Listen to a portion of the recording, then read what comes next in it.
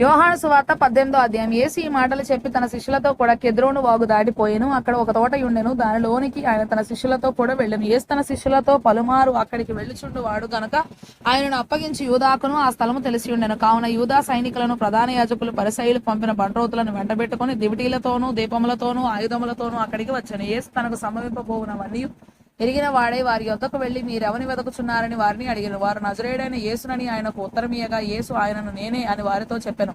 ఆయనను అప్పగించిన యూదాయు వారి యొద్ద నిలుచుండెను. ఆయన నేనే ఆయననని వారితో చెప్పగా వారు వెనుకకు తగ్గి నేల మీద పడిరి.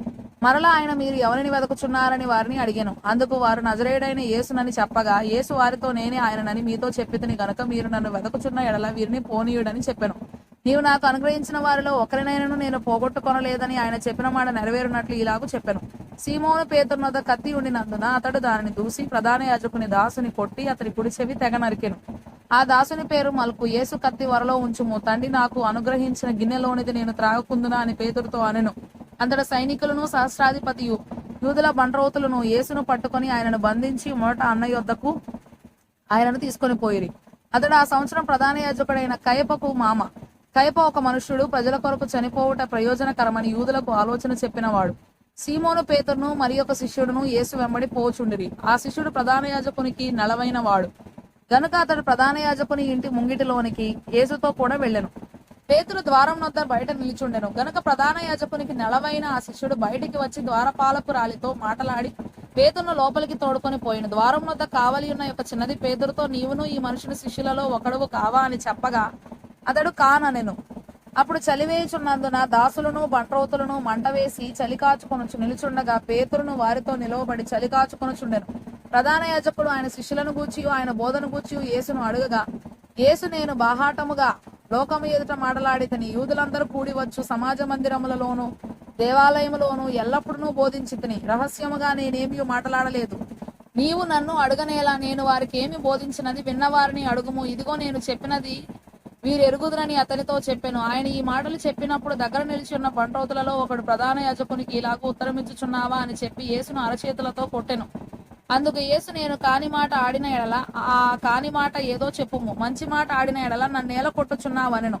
అంతటా అన్న యేసును బంధింపబడి ఉన్నట్టుగానే ప్రధాన యాజకుడైన కయప యొద్దకు పంపెను. సీమోను పేతురు నిలవబడి చలి కాచుకొనుచుండగా వారు అతని చూచి, నీవును ఆయన శిష్యులలో ఒకడువు కావా అని చెప్పగా అతడు, నేను కాను, నేనెరుగననెను. పేతురు ఎవరి చెవి తెగ నరికెనో వాని బంధువును, ప్రధాన యాజకుని దాసులలో ఒకడును, నీవు తోటలో అతనితో కూడా ఉండగా నేను చూడలేదా అని చెప్పినందుకు పేతురు, నేను ఎరుగనని మరి ఒకసారి చెప్పాను. వెంటనే కోడి కూసెను.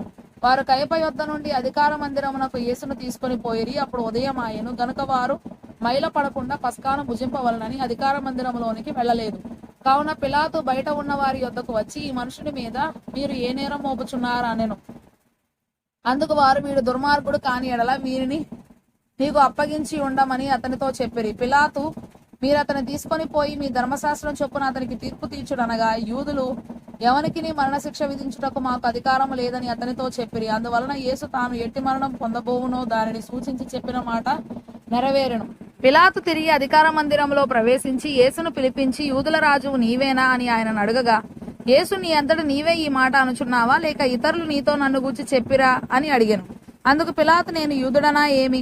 నీ స్వజనమును ప్రధాన యాజకులను నిన్ను నాకు అప్పగించిరి కదా, నీవేమి చేసితివని అడగగా, యేసు, నా రాజ్యము ఈ లోక సంబంధమైనది కాదు. నా రాజ్యము ఈ లోక సంబంధమైనదైతే నేను యూదులకు అప్పగింపబడకుండునట్లు నా సేవకులు పోరాడుదురు గాని నా రాజ్యము ఇహ సంబంధమైనది కాదనెను. అందుకు పిలాతు, నీవు రాజువా అని ఆయనను అడగగా, యేసు, నీవు అన్నట్టు నేను రాజునే. సత్యమును గూర్చి సాక్ష్యమిచ్చుటకు నేను పుట్టితిని. ఇందు నిమిత్తమే ఈ లోకమునకు వచ్చితిని. సత్య సంబంధి అయిన ప్రతివాడును నా మాట వినుననెను. అందుకు పిలాతు, సత్యమనగా ఏమిటి అని ఆయనతో చెప్పాను. అతడు ఈ మాట చెప్పి బయటనున్న యూదుల యొద్దకు తిరిగి వెళ్లి, అతని యందు ఏ దోషమును నాకు కనబడలేదు. అయినను పస్కా పండుగలో నేనొకని మీకు విడుదల చేయు వాడుక కలదు గదా, నేను యూదుల రాజును విడుదల చేయటం మీకు ఇష్టమా అని వారిని అడిగాను. అయితే వారు, వీరిని వద్దు, బరబ్బను విడుదల చేయుమని మరల కేకలు వేసిరి. ఈ బరబ్బ బందిపోటు దొంగ.